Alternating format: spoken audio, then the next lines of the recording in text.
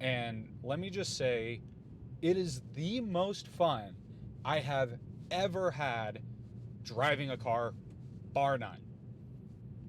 So I have a question for you guys. Mazda Miata or Subaru BRZ slash Toyota GR86? Which are you guys picking? I really like both. And for my next car, I would really like to have either one of those. The only thing is, there's pros and cons to both, and I just want to know your guys' opinion. So with the Miata, you get so much analog experience with the drop top. You feel like a tiny little go-kart in good weather. I mean, you get to take the top down and drive around and enjoy that. It's super lightweight. It's a two-seater, and it's got insane reliability. It's got all the perks of being a Japanese sports car. And it's really affordable. I think for a sports car, I mean, 30, what? I think the very base sport trim, brand new, goes for like high 20s, low 30s. And then like the most expensive one you can get, which is like the Grand Touring RF automatic, I think, goes for like a little over 40, like 40 flat, 41, something like that. And you get like a super fun experience with an amazing manual shifter and all that, right? That's the Miata. The BRZ and GR86, I'll use them interchangeably, you get more practicality, and you still get that sports car feel. Granted, it's not a drop top, right? So it's a fixed hard top coupe sports car. And I've test driven both. I test drove both an automatic and manual Miata because I hadn't actually learned how to drive stick yet. And so I test drove the automatic, absolutely fell in love with it for the Miata. And I was like, oh, but everyone says like you gotta get the stick, you gotta learn to drive stick. And that had been one of my bucket list sort of life goals, was to learn to drive stick. I wanted to learn how to drive a manual transmission. And so I did. I took a lesson, and on like this 2003 Honda Civic with like 300,000 miles on it. Like, this thing had been around the block. And it was a perfect car to learn on because it was old, it was beat up, and I had no concern about thrashing it at all. It had already been thrashed, so I wasn't worried about that. And so I learned to drive stick, and now I'm like, okay, awesome. I know how to drive manual, I know how to operate the clutch and shift through the gears and all that. Now I'm going to test drive the manual Miata. And let me just say, it is the most fun I have ever had driving a car, bar none. Driving the stick shift Miata with the top down in that tiny little car was so much fun. I was very sad when I had to return that car back to the dealership, because they gave me like 20 minutes to just go like drive around by myself. It wasn't even a guided test drive. It was just like, here you go, here's the keys, here's a temp license plate, let us get your insurance and your driver's license, and yeah, you got 20 minutes. And that was the most fun 20 minutes I've ever had behind the wheel of a car, ever.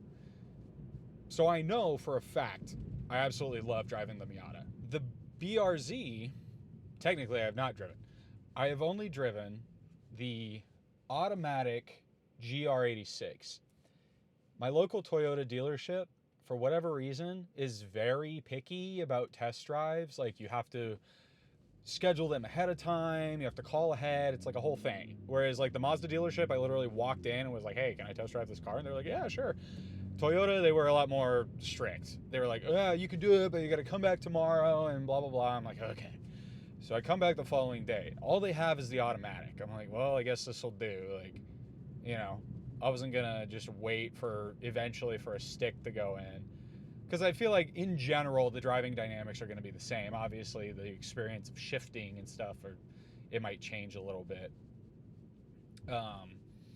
And obviously, you're going to be more like active and have more specific control of the car's performance with the manual. But, you know, in general, like ride comfort and acceleration, deceleration, like that, I felt like you can get a good grip even in the automatic. So I test drove it, and honestly, it was still really, really fun, but it just gave off like budget Porsche Cayman. And I hope that makes sense to any of you who have ever driven a Cayman and then driven the BRZ or GR86. It has the same feel of a Cayman. Obviously, it's front engine, not mid engine, but it's that same like style. It's hard to explain, like the shape of it, and when you sit in the seat, it's that same general feel. And it's very firm, and it's very sporty. It's agile. The thing turns like crazy. It's awesome. But the interior really felt very cheap, in all honesty. It was that, to me, I think is where they cut a lot of the costs. And you might be saying, oh, well, if you care about your interior, just get a luxury car. Well, you know, luxury cars are extremely expensive. You know, I'm looking for something in the 30s roughly, which both the Miata and the BRZ and GR86 fall in that price bracket, which is perfect. And so I just don't know about the interior on the BRZ and GR86. I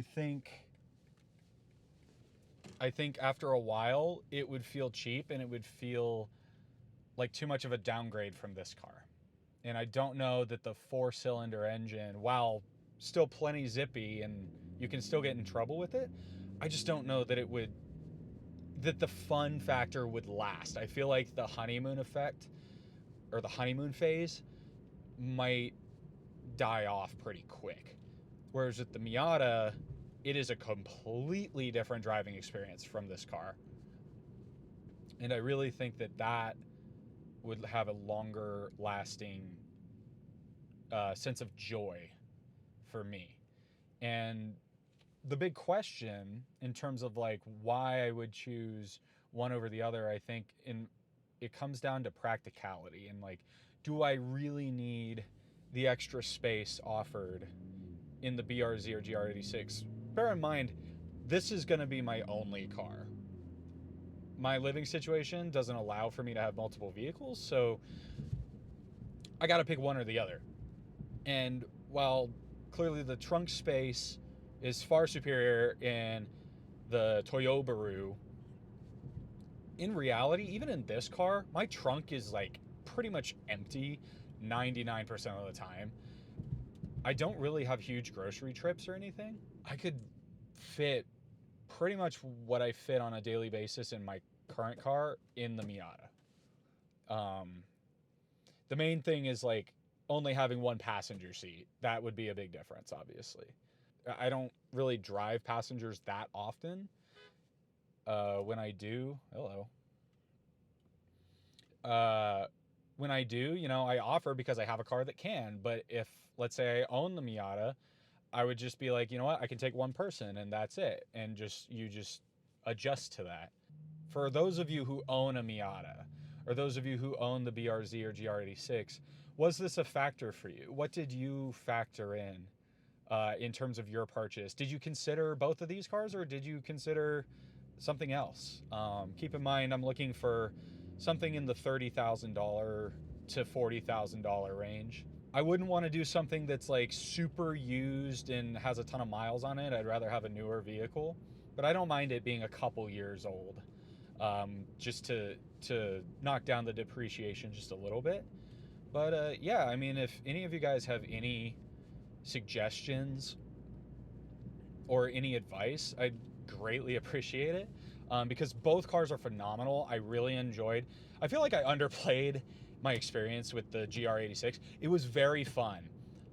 I just felt, if you're talking the jump in joy and excitement from driving a very composed vehicle like this BMW 330i to one of these two options, I feel like the Miata just is that much more of a leap in terms of how different it is to drive and like how unique the experience is. Whereas the Toyobaru, it really felt like it's sporty, but I still think this car would beat it around a track. And it doesn't have the same fun factor that the Miata does. And so I just don't know that the actual gain of switching to that car is really there. Plus, it's like if I truly wanted practicality, I would get an SUV, or I would get a Corolla, or I would just keep this car. So right now, for my lifestyle, I don't mind sacrificing some practicality and going for the Miata, but I guess really, if any of you guys can offer some advice on like, oh, you're not really considering this with the Miata, it's a huge sacrifice and would drastically affect your lifestyle or impede something, please chime in. I mean, more than willing to take any advice.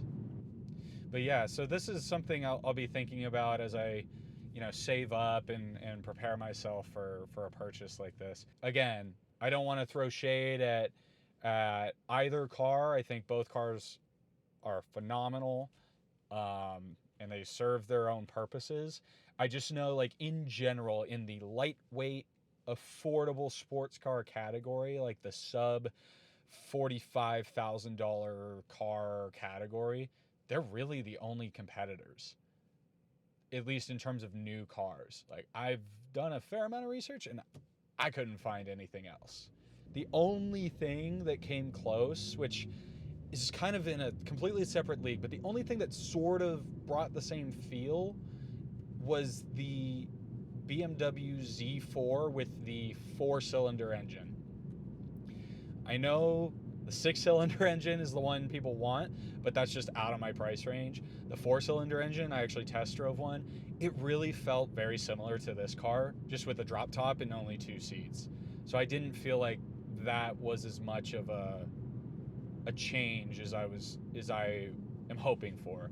So I don't think that's where I would like to spend my money. I mean, right now I'm really leaning Miata, but I haven't driven a stick shift Subaru or Toyota, just because there aren't really many around me in the dealerships right now for whatever reason.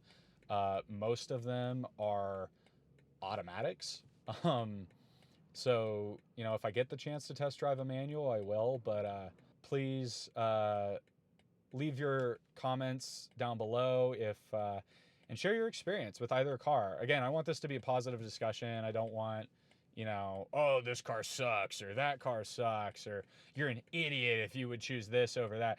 That's not the point. The point is just to share the pros and the cons of each in a welcoming manner. That's all I'm hoping for. Anyways, I hope you guys have a wonderful day, and I will catch you all out on the road.